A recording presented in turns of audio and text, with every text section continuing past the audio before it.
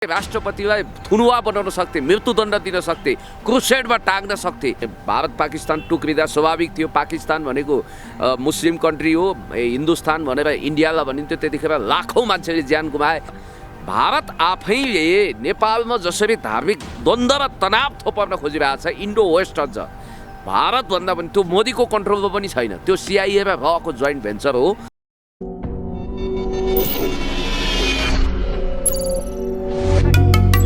आदरणीय दर्शकहरू, आज हाम्रो बीचमा हुनुहुन्छ पुण्य गौतम, जो विभिन्न विषयहरूमा, समसामयिक विषयहरू लगायत देशका जल्दा बल्दा विषयहरूमा आफ्नो खरोदरो प्रस्तुति दिइरहनुभएका पुण्यजीलाई स्वागत गर्न चाहन्छु। पुण्यजी, स्वागत छ यहाँलाई। एकदमै धन्यवाद, नमस्कार। आराम हुनुहुन्छ? ठिक छु। पुण्यजी, अहिले जसरी राष्ट्रिय जनगणना 2078 दैलोमा छ होइन, अहिले जनगणना भइरहेको छ, जनगणना भइरहँदा तपाईँले कसरी लिनुभएको छ यसलाई? हरेक 10 वर्षमा हरेक देशले जनगणना गर्छ र आफ्नो देशमा कति जनसङ्ख्या वृद्धि दर भएछ, बालक वृद्धको वृद्धि दरको रेसियो के छ, डेन्सिटी पपुलेसन जनघनत्व कसरी बढेको छ र स्किल्ड म्यान पावर कति छ र जनसङ्ख्याको स्वरूप के छ, त्यसको क्याटेगोरी के छ, त्यसको आस्था विश्वास के छ र नेपालमा जनसङ्ख्याको कसरी बढोत्तरी भएको छ अथवा विश्वको हरेक देशमा जनसङ्ख्याको बढोत्तरीको क्रम के छ भनेर एउटा वैज्ञानिक ढङ्गले जनसङ्ख्या गणना गर्ने गरिन्छ। र नेपालमा 2068 सालमा जनगणना भएको थियो।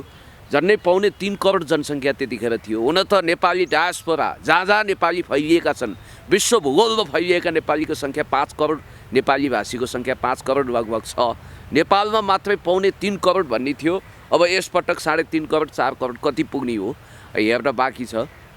जसरी यहाँले भन्नुभयो, यसले विशेष रूपमा विकासका कुराहरू पनि भए, पूर्वाधारका कुराहरू पनि भए, आदि इत्यादि। यसले मान्छेलाई मानिसको रूपले गर्नुपर्ने के विकास गर्न सकिन्छ भन्ने कुरा पनि जनगणनाले महत्त्वपूर्ण राख्ने भयो होइन।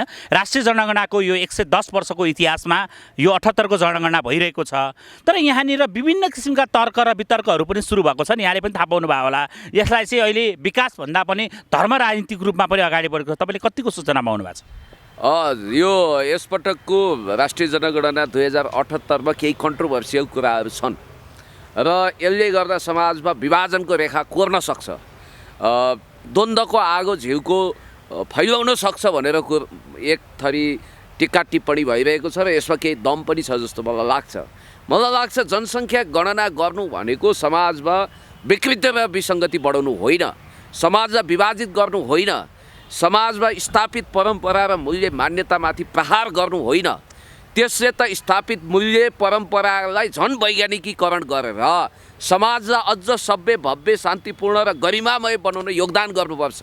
तर जनसङ्ख्या गणनाको क्रममा जुन प्रश्न सूचीहरू, क्वेसनआर भन्छ त्यसलाई, प्रश्नावलीहरू छ, त्यो आफैमा विवादमा जोडियो भन्ने कुरो चाहिँ मैले पनि पहिचान गरेको छु। जसरी धर्मको महलका कुरा गर्दा संसारको कुनै पनि देशमा जनगणना गर्दा धर्मको गणना गरिँदैन। धर्म जन्मसिद्ध हुने व्यवस्था हो।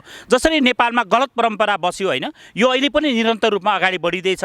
जसमा धर्मको रूपमा चाहिँ अब हिन्दूहरूलाई कमजोर बनाउनको लागि मङ्गोल भनिएको छ, अर्कोतिर गएर अब मस्ट भनिएको छ। तपाईँ पनि एउटा ब्राह्मणको छोरा हुनुहुन्छ। मस्ट भनिएको चाहिँ कुलायन पूजा गर्ने एउटा परम्परा हो होइन।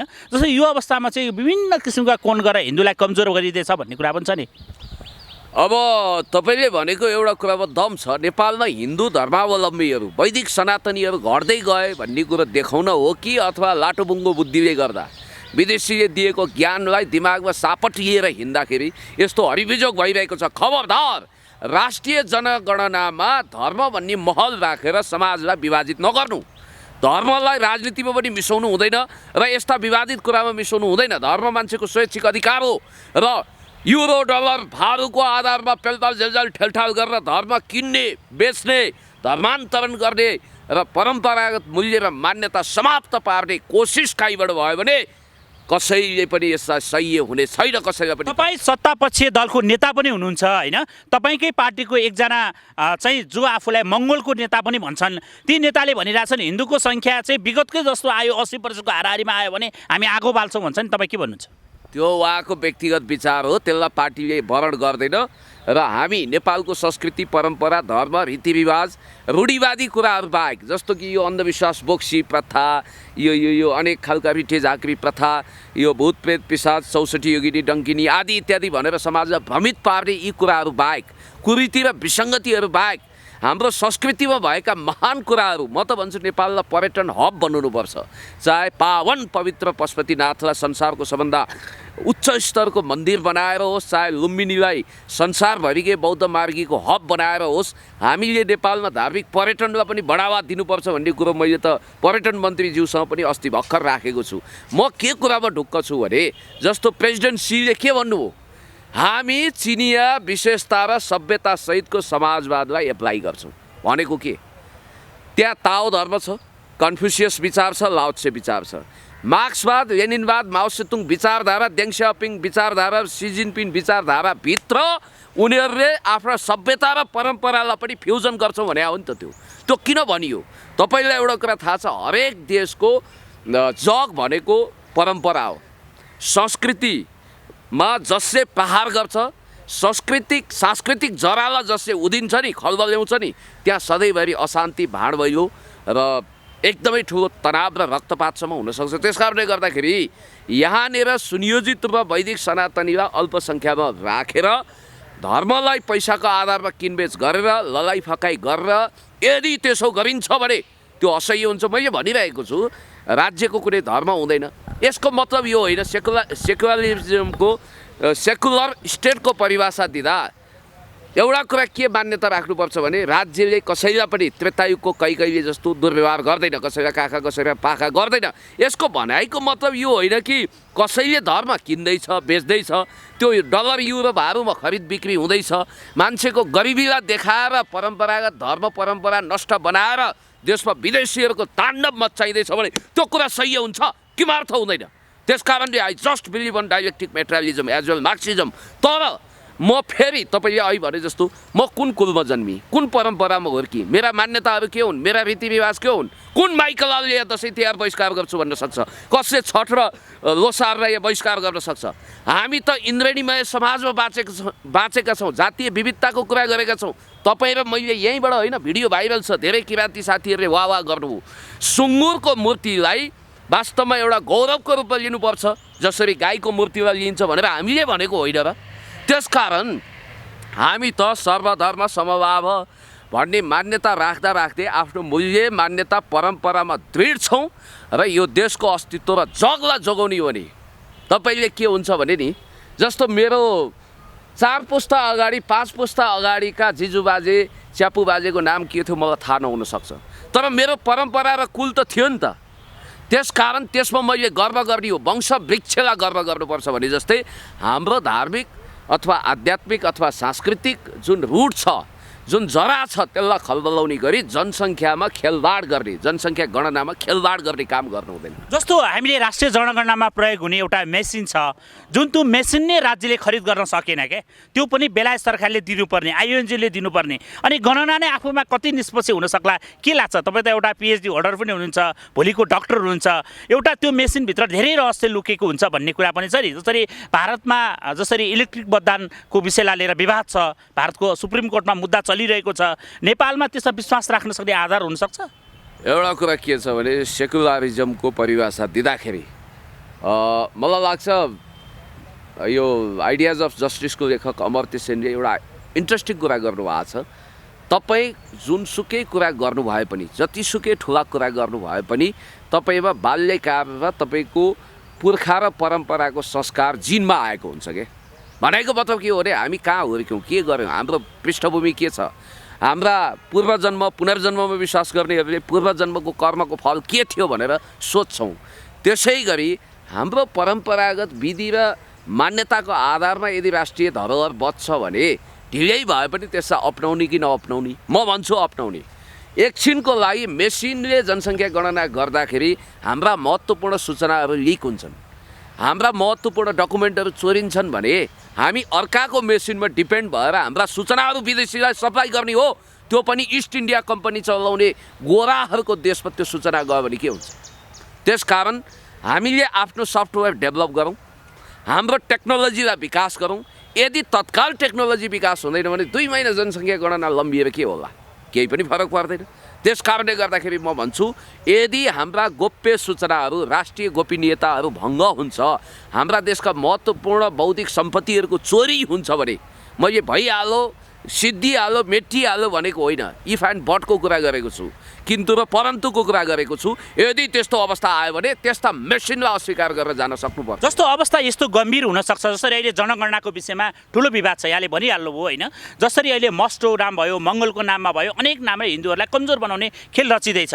यही बिचमा चाहिँ भोलि गएर मस्टो भनिएका वा उसको सङ्ख्या बढेर गएर अब 10वटा धर्मका महल थियो, यो वर्ष एकाएक रूपमा थपिएर अन्य भन्ने पनि शब्द थपिएको छ। यसले विवाद लिएर भोलि धार्मिक द्वन्द्व निम्तिन पनि सक्ने अवस्था छ। तपाईँ सत्तापक्ष नेता पनि हुनुहुन्छ, के भन्नुहुन्छ? म त के भन्न चाहन्छु भने यसमा मेरो स्पष्ट मत छ। पहिलो कुरो त यो धर्म भन्ने महल राख्नु नि समाजलाई विभाजित गर्नु हो, यो बिल्कुल गलत हो। अब यसपटक त अब हामीले टार्न सक्ने अवस्था भएन। अहिले पनि ड्यामेज कन्ट्रोल गर्न सकिन्छ भने त्यसलाई हटाइदिउँ म भन्छु। अब यदि यसपटकलाई जबरजस्ती गरिएको छ, जानी नजानी त्यो प्रयोग गरिएको छ भने 78 होइन 88 सालमा यस्तो कुरा हुनेवाला छैन। किमार्थ हुनु हुँदैन। जसरी एउटा घटना छ क्या, मङ्गोलियामा जनगणना भइसकेपछि त्यो बदर भएको घटना छ क्या, भोलि त्यो परिस्थिति पनि त आउन सक्छ नि। आउन सक्छ, धेरै विवाद भयो भने हुनसक्छ, दोहोऱ्याएर जनगणना हुनसक्छ, राष्ट्रको बजेट ढुकुटी अलिकति घट्ला, राष्ट्रको बजेट खर्च होला, पब्लिकको तहबाट हामी पैसा उठाएर पनि जनगणना गर्न सक्छौँ। यदि राष्ट्रिय जनगणनाले यदि विवाद सिर्जना गरेर राष्ट्रिय संस्कृति धर्म परम्परामाथि ठुलो प्रहार भयो भने, जस्तो कि तपाईँले भन्नुभयो वैदिक सनातनी वा हिन्दू भन्ने बित्तिकै ल एकछिनको लागि त्यो महल हुने बित्तिकै त्यसमा फेरि उपधर्मका कुराहरू, सहायक धर्मका कुराहरू, विभिन्न किसिमका जालेमाले कुराहरू, छिर्के कुराहरू घुसाउनुको केही अर्थ छैन नि। त्यसको मतलब त के हो भने नेपालको परम्परागत धर्म संस्कृति कमजोर हुँदै गयो भन्ने सुनियोजित रूपमा देखाउनको लागि गरिएको प्रिप्लान त होइन भनेर हामीले बेनिफिट अफ डाउट लिन सक्छौँ। तर एउटै कुरो म तपाईँलाई के भन्न चाहन्छु भने, जसरी युरोपमा मध्यकालमा पोप र पादरीहरूले राजनीतिमाथि कब्जा जमाउँथे, पोप र पादरीहरूले चाह्यो भने राष्ट्रपतिलाई थुनुवा बनाउन सक्थे, मृत्युदण्ड दिन सक्थे, क्रुसेडमा टाँग्न सक्थे।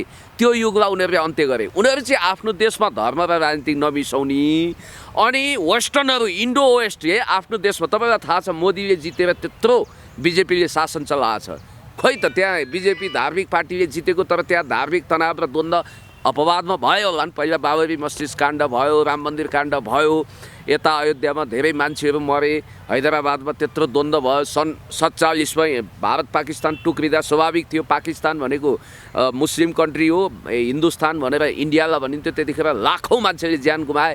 ती अपवादका ऐतिहासिक घटना भए। तर भारत आफैले नेपालमा जसरी धार्मिक द्वन्द्व र तनाव थोपर्न खोजिरहेको छ, इन्डो वेस्ट अझ भारतभन्दा पनि त्यो मोदीको कन्ट्रोलमा पनि छैन, त्यो सिआइए र रको जोइन्ट भेन्चर हो। र त्यसले पश्चिमा जगतले र भारतीय खुफियाले नेपाल लगायतका थर्ड वर्ल्ड कन्ट्रीमा, विश्वभरिका थर्ड वर्ल्ड कन्ट्रीमा the class of civilisation and remaking of world order written by Samuel P हन्टिङटनको सूत्र के छ भने, अमेरिका अथवा पश्चिमा जगतले आफ्नो वर्चस्व कायम गर्न धार्मिक र जातीय द्वन्द्व फैलाउनु पर्छ। होइन, तपाईँ त सत्तापक्ष नेता हुनुहुन्छ, फेरि पनि चबाइरहनु भएको छ क्या कुरा। अहिले यतिखेर अब जनगणना त भइरहेको छ होइन, तर जनगणनाको सुरुमै विवाद आइसक्यो। हिजै मात्र विश्व हिन्दू युवा सङ्घ अन्तर्राष्ट्रिय समिति धादिङ जिल्ला समितिले त्यो धुनीबेसी 3मा त्यहाँ गणना गएको फर्ममा गलत लेखियो भन्ने एउटा भन्यो, लेख्नेले अर्को लेखियो भनेर त्यहाँ विवाद भएर त्यहाँ केही मान्छेहरू हताहत पनि रूपमा घाइते पनि भए, केहीलाई नियन्त्रण लियो, साँझ छोडियो। त्यो अवस्था सिर्जना भइसकेको छ, अब देशैभर त्यो अवस्था सिर्जना हुँदैछ। तपाईँ के भन्नुहुन्छ? होइन, त्यस्तो तनाव हुनु दुर्भाग्य हो। तपाईँले एउटा भन्नुहुन्छ, टिप्नीले अर्को टिप्दिने, बुझ्नेले कुरा नबुझेपछि भने जस्तो हो कि अथवा सुनियोजित हो, त्यस्तो गर्नु भएन। तनाव हुन्छ, त्यस्तोले एउटा लफडा पनि मच्चाउँछ। मैले स्पष्ट सफा भाषामा भन्नुपर्दा, जनसङ्ख्याको बहानामा नेपालमा धार्मिक द्वन्द्व पैदा गर्ने, तनाव पैदा गर्ने, धर्म बिचमै लडाइँ गराउने र राज्यको कुनै धर्म हुँदैन भने पनि यहाँनिर धार्मिक अतिवाद र तनाव निम्ताउने जुन खालको एउटा गतिविधिहरू भित्रभित्रै इन्डो वेस्टले गरेको छ, उनीहरूको गतिविधिमा आफू सारथी भएर हिँड्न कसैलाई पनि शोभा दिँदैन। त्यस्तो गतिविधि बन्द गर्नुपर्छ। र म भन्छु, जसरी तपाईँले चीनमा देख्नुभयो नि, चीनमा विदेशीहरूले अतिक्रमण गरेर बनाएका ठुला त्यस्ता धार्मिक चिजहरूलाई कसरी सी जिनपिङले उच्छेद गरेका थिए र आफ्नो मौलिक परम्परा र मान्यता मूल्यलाई कसरी स्थापित गरेका थिए एउटा कम्युनिस्ट राष्ट्रको महान राष्ट्रपतिले।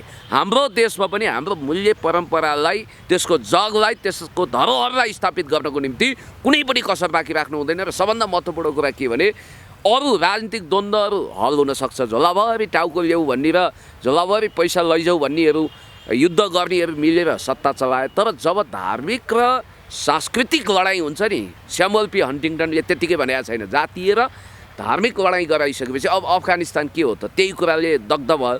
त्यस्तो गराइसकेपछि जब सांस्कृतिक रूपमा धार्मिक रूपमा लडाइसकेपछि उनीहरूलाई यति फाइदा हुन्छ कि त्यसको हामी हिसाबै गर्न सक्दैनौँ। युद्धको फ्याक्ट्री नै खुल्छ। त्यसैले म भन्न चाहन्छु सम्भावित द्वन्द्वलाई लक्षित गरेर यो जनसङ्ख्यामा जुन महल राखियो जनसङ्ख्या गणनामा, यो बिल्कुल अस्वाभाविक भएको छ। यसले समाजलाई विभाजित गर्छ। यस्तो कुरा हटाउनुपर्छ। अन्त्यमा छौँ राष्ट्रिय जनगणना 2078 होइन, सबैको सहभागिता आजको मेरो जनगणना भन्ने विषयमा जुन चलिरहेको छ, यो जनगणनालाई चाहिँ तपाईँ अन्त्यमा के भन्नुहुन्छ? सनातन हिन्दूहरूलाई के आह्वान गर्नुहुन्छ? तपाईँ एउटा हिन्दूको छोरा हुनुहुन्छ, राजनीति विचार आफ्नो ठाउँमा छ, के भन्नुहुन्छ? एउटा कुरा के भने म आफ्नो परम्परा, कुल, मान्यता, रीतिथितिलाई अस्वीकार गर्दिनँ, म सम्मान गर्छु। अर्को कुरा जनसङ्ख्या गणना गर्दा यी कुरा सोधे हुँदैन भने हामी नेपाली, राष्ट्रियता नेपाली, अनि जात के, त्यसलाई तपाईँले धेरै फोकस किन गर्नु? महिला पुरुष अहिले तेस्रो लिङ्गी भनेर भनेको छ होइन, 3टा क्याटेगोराइज गरे भयो। अनि तपाईँको पेसा के त्यो लेखे भयो। 1227 का यो पनि लेखेको छ, धर्ममा के, यस्तोमा के, यस्तोमा के, यो के, यो वाहियात कुरा थोपर र अनावश्यक रूपमा द्वन्द्व फैलाउने काम बन्द गरियोस्। भनेपछि सबैलाई यथास्थितिमा आफ्नो सनातन धर्म लेख्न आह्वान गर्नुहुन्छ? तपाईँ के मान्नुहुन्छ, के गर्नुहुन्छ, तपाईँको स्वैच्छिक कुरा हो बाबा। स्वैच्छिक रूपमा कोही मुस्लिम बनिरहेका छन्, मस्जिदमा जान्छन्, प्रार्थना गर्छन्, उनीहरूले नमाज पढ्छन्। हाम्रो देशमा त सबैले स्वतन्त्र छ नि त। तपाईँले कतिपय मान्छेहरू पहिला पनि क्रिस्चियन देखाएको थिएँ मैले। मेरो आमाको उपचार भएको थियो पाटन हस्पिटलमा 49 सालमा। अब मलाई त यो क्रिस्चियन भन्ने थाहै थिएन। परमेश्वर भन्छन्, किताब सिताब ल्याएर दिन्छन्। अब म त्यतिखेर 10 SLC को तयारी गरिरहेको थिएँ। तत्काल मैले बुझेँ। अब मैले वास्तवमा मेरो अङ्कलले हप्काइदिनु भएको थियो त्यतिखेर। तपाईँ अब कस्तो फजुल कुरा गर्ने भने अब आमा फत्रक हुनुहुन्छ, अपरेसन थिएटरमा हुनुहुन्छ, यहाँ मन्त्र पढेर डिको पार्छु भन्छ। हामीले त्यहाँबाट भगाइदिएका थियौँ कि परमेश्वरलाई अब पुकार्छु। उसको जाल के रहेछ भने जसरी हुन्छ त्यो कब्जामा लिने। भनेपछि अहिलेदेखि होइन यो खेलमेलो, उहिलेदेखि छ। अहिले बिगबिगी गर्न थाले र यो कुरो बन्द गर्नुपर्छ। पैसाको आधारमा धर्मान्तरण गर्ने कुरो चाहिँ राज्यले कडाभन्दा कडा कानुनको आधारमा, मुलुकी ऐनको आधारमा यसलाई ठिक लगाउनुपर्छ भन्ने मलाई लाग्छ। स्वैच्छिक रूपमा तपाईँ जे भन्नुहोस् तपाईँको कुरा हो। एकजना बहिनीलाई मैले देखाएको थिएँ पहिला मोडलिङ गरेर एकदम स्वर्गको अप्सरा जस्तो धपके बलेको। अस्ति पुरा बुर्खामा देख्छु बा, हो कि होइन आँखै तिर्मेर आयो। के भयो भने त मुस्लिम पो बनिसिन्। के भयो भनेको अब एउटा केटासँग प्रेम भयो, उसले बिहे नै नगर्ने भयो, म त मुस्लिम बनी। यस्ता पनि छन् त। यो तपाईँको के छ भने हाम्रो वैदिक सनातनी हिन्दू ओमकार परिवार सहिष्णु छ। हामी अतिवादी छैनौँ। वास्तवमा हिन्दूहरूले, ओमकारहरूले हामीले जातीय अथवा धार्मिक लडाइँ गरेर रक्तपात मच्चाएको इतिहास दुर्लभै छ। लगभग पहिलो प्रहार शत्रुले नगरिकन त्यो हामीले पहिलो हात छाडेका छैनौँ। हाम्रो संस्कार परम्परा महाभारतदेखि रामायणसम्म अहिलेसम्म त्यही छ। तर उनीहरू हेर्नु त ISIS के हो? ISIS मुस्लिमको लागि भारी परेन। सिया र सुन्नीमा कत्रो तनाव छ। आज करोडौँ मान्छेले जीवन गुमाएका छन्। नाजीको अनि हुटु र तुत्सीको कुरा के हो? जातीय द्वन्द्व हो कि होइन? अझ तपाईँको क्रिस्चियनिटीलाई हब बनाएर, मेसिनरी बनाएर कति मान्छेको हत्या भयो, कति डलर, कति अर्ब खर्ब डलर खर्च भएको छ। हामी त केही होइनौँ सर। सबभन्दा ठुलो कुरा हामी सहिष्णु छौँ, हामी इमान्दार छौँ, हामी माफ दिन्छौँ, हामीमा बुद्ध चेतना छ, शिव चेतना छ। त्यो आधारमा हामीले के गर्छौँ भने समाजमा प्रेम गर्छौँ, सद्भाव बाँड्छौँ। तर यो कुरोको अस्तित्व समाप्त हो भने नेपालको अस्तित्वै रहँदैन। त्यसकारण यो धरोहर जोगाउनुपर्छ। समय दिनुभयो, धन्यवाद। Thank you so much.